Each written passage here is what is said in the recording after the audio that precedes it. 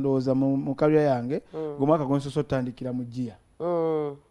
Temabegako obadde olabanga mbadde nfunanga challenges omwaka nga gutandika nga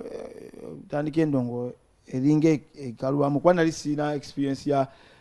kutandika mwaka awo my business yo kumugirwamu gyo kumutegeera wawo no kwata